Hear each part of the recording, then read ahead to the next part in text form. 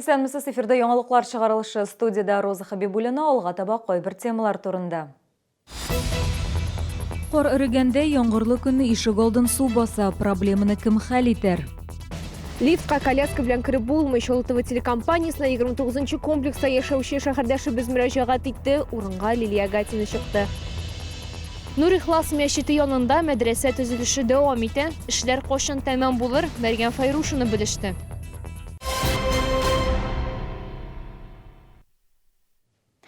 Ишек алдын су баса, шәһәрдәшебез Радик Закиров безне редакцияга шундый шикаят белән мөрәҗәгать итте. Ират ГЭС бистәсендә Гагарин урамындагы шәхси йортта яши. Әйтүенчә, ишек алдына яңгыр сулары ага. Радик Закиров берничә тапкыр тиешле инстанцияләргә мөрәҗәгать иткән. Тик үзгәрешләр юк. Урынга Эльвина Андрова чыкты. ГЭС базарынан Радик Закиров йорты 300 метр ераклыкта урнашкан. Бу участок ошы су чулманга ага. Гагарин урамы буйлап су яңгырлы күнне яки кор эргәндә ишек аларына акмасын өчен бордюрлар урнаштырылган. Әмма Закировлар йорты каршында бордюрлар да, яңгыр коюлары да юк. Бүтән су турыдан-туры ишек алдына ага дип зарлана Ират. Төрле инстанцияләргә мөрәҗәгать итү нәтиҗә китермәгән. Бүтән агым су, яңгыр суы, кар суы бөтенесе ага бордюр кырыеннан. Минем ил каршысында бордюрлар юк бүгенге көнгә. Узган елны мин исполкомның урынбасарында булганым. Бу сорау белән Киямакта Рамил Аглемудинович та ул әйткәне, директорга барсагыз, аңлатсагыз, бөтенесен эшләр дигәне. Радик Закиров проблеманы мөстәкыйль рәвештә хәл итәргә тырышкан. Моның өчен ул берничә мәртәбә таш, капчыклар белән ком кайтарткан, ләкин яңгыр сулары үз кулы белән генә ясаган буаны җимерә. Узган елның сентябрь аенда Радик Закиров автомобиль юллары предприятиясе директоры белән очрашкан. Шуннан соң ишек алдын карарга участок башлыгы да килгән. Әмма шәһәрдәшебез әйтүенчә, бернинди үзгәрешләр юк. Ярдәм сорап без Комсомол районы хакимиятенә мөрәҗәгать иттек. Район хакимияте башлыгы урынбасары Руслан Кабиров аңлатуынча, бу участокта яңгыр суларын агызуны финанслау булган чиракта гына җайга салырга мөмкин. Моның өчен территорияны киләсе елга төзекләндерү программасына кертергә кирәк. Руслан Кабиров Радик Закировка шәһәр хуҗалыгы идарәсенә гариза язарга киңәш итте. Эльвина Андрова, Ленар Султанов, яңалыклар. Урамга чыгып булмый, өйдә утырырга туры килә. Безнең редакцияга 29:04 йортында яшәүче шәһәрдәшебез мөрәҗәгать итте. Яшәни сүзләренә караганда, кайда булса барыр өчен авырлыкларны җиңеп чыгарга кирәк. Чөнки игезәкләр коляскасы лифтка сыймый. Теманы Лилия Гатина дәвам итә. Вот так вот мы каждый раз с 5-го этажа спускаемся на 1-й, чтобы погулять или чтобы отвезти ребенка с утра в сад. Аликиннар гаиләсендә 3 бала, өлкән уларына 6 яшь, игезәкләргә яшь ярым. Әтиләре эшкә иртән китә, шуңа күрә баланы бакчага әнисе һәм аның энеләре озата. Әмма игезәкләр коляскасы белән лифтка кирип булмый, ә баскычтан төшүе бик авыр дигән кеше. Ләкин башка юл юк. Ни днем с детишками не можем погулять, и, получается, старшего сына не можем водить в сад. А сейчас в саду подготовительная программа к школе, и также не можем водить на подготовительные занятия в школе по субботам. Нам приходится ночевать иногда у родителей для того, чтобы хоть иногда с детишками выходить гулять. Но все же проблема старшего сына остается нерешенной.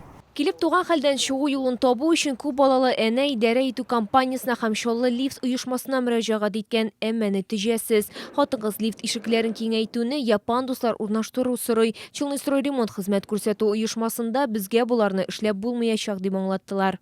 Конструкции дома, проемы под лифтовые кабины рассчитаны на 650 сантиметров. Это, как я понял с письма собственника, что у нее коляска для 2 детей 670 мм, а проем у нас 650 мм. Технические возможности для увеличить проем нет возможности. Также пандус поэтажно невозможно установить из-за технической возможности, так как безопасный уклон пандуса не будет выдержан. Әлеге кыенлыклар вакытлыча, балалар үсә, шуңа күрә беренчедән алып 5-нче катка кадәр пандус урнаштыру кирәк түгел дип дәлилләр китерә торакчылар.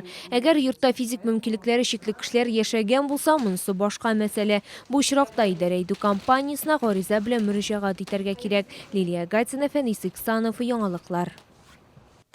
М7 трассасындағы юл транспорт халекетінде зыян көрген тағын бір кіші вафат болды.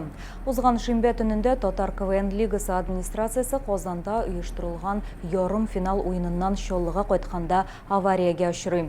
Алар отырған Volkswagen машинасы олда барушы КамАЗға келіп бәрілі, һәм яна башлы. Юл транспорт халекеті Татар КВН лигасына нигіз салушы Фәриде Таштабанованың ғұмырын үзді. Аварияда сәлмәтлекләріне зыян келген лига мұқарире Ильяс Хасанов һәм тауыш режиссеры Руслан Тюпаны республика клиник хастаханасына күчерделәр. Соңгысы һаманда авыр хәлдә. Тик Ильяс Хасанов аңына килмәде. Бүген иртән танылган КВНчы вафат булды. Безнең телеканал туганнарының һәм якыннарының кайгысын уртаклаша. Шәһәрдә ул хуҗалыгы ярминкәләре үз эшен дәвам итә. Алар Тукай яр буендагы төзүче стадионы каршында, ипподром мәйданында һәм Южный агросәнәгать паркында оештырылган. Алар шимбә көнне уза, Чаллыда инде 64 ярминкә үткәрелгән. Аларга барлыгы 142 миллион сумнан артык авыл хуҗалыгы продукциясе китерелгән. А 14, 15 и 21, 22 декабря на двух площадках перед ипподромом и стадионом «Строитель» состоятся полюбившиеся челнинцам и гостям нашего города ярмарка «Новогодний гусь». Нурихлас мәчете каршындагы мәдрәсә төзелеп килә. Мәчет территориясендә 2 катлы бина инде сафка баскан. Төзелеш хәрия акчаларына башкарыла. Барлык эшләр кайчан төгәлләнер? Бу хакта Мәрьям Файрушина сюжеты. Нурихлас мәчете территориясында эш кайный, биредә мәдрәсә төзелә. Эшләр узган ел ук башланган. Әлеге уку йорты мәчет төзелгән чорда ук планга кертелгән булган дип сөйли шәһәрнең имам мөхтәсибе Әлфәс хәзрәт. Безнең ниятебездә шул ел башлагандык, әле 90 елларда башлаганда мәчет белән мәдрәсәне шушы уку бүлмәләрен аерырга. Шундый шимбә якшәмбе мәктәбе була, аннан карарбыз, бәлкем шунда никах һәм исем кушу ниләрдә булыр, бүлмәләрдә булыр, Аллаһ насыйп итсә. Мәчеткә килүчеләр саны елдан ел арта, уку бүлмәләре җитми. Яңа мәдрәсә бинасы яңа укыту мөмкинлекләре дә бирер дип өметләнәләр биредә. Ел ахырына кадәр түбәне ябарга, тәрәзәләр куярга исәплиләр. Эчке эшләрне исә киләсе елда башлап җибәрергә уйлыйлар. Хәзерге вакытта төзүчеләр түбәдә кирпич салу белән мәшгуль. Алар әйтүенчә, әлеге эш күп вакытны таләп итә. Менә бу гөмбәзне салып бетергәч, аннан соң менә монда 2 труба кала, трубаны салып бетерәбез дә безнең каменчикларның эшләре бетә. Мәдрәсә төзелеше кайчан тәмамланыр төгәл вакыты юк, барысы да финансларга бәйле. Уку йорты киләсе елга яки 2021 елда ачылыр дип көтелә. Мәрьям Файрушина, Фәнис Ихсанов, яңалыклар. Бүгенге менә мин сезнең белән саубулашам, исән сау булыгыз. Вещи, которые окружают нас целый день, должны быть идеальными. Мебельный салон «Миас Мебель». Выбирай мебель со вкусом. Ждем вас по адресу: город Набережные Челны, Медгородок 941. Да, надежный. Да, доступный. Да, Datsun. Скажи «да» комфорту и выгоде. В Акос Челны автомобили Datsun со скидкой 100 тысяч рублей. Зимние шины и 3 года технического обслуживания в подарок. Звони в Акос Челны 20 33 02. Скидка минус 40% в империи сумок на все. Только 16 ноября. ТЦ Омега, Палитра, Алтынай. В империи на все 40. Шубный базар из Пятигорска. Норка, мутон, дубленки. Огромный выбор новых моделей от 15 тысяч рублей. С 12 по 17 ноября ДК КамАЗ. Шоу «Симфонические рок-хиты». «Властелин тьмы» в исполнении Конкорд Оркестра. 13 ноября. Казе Сары Садыковой.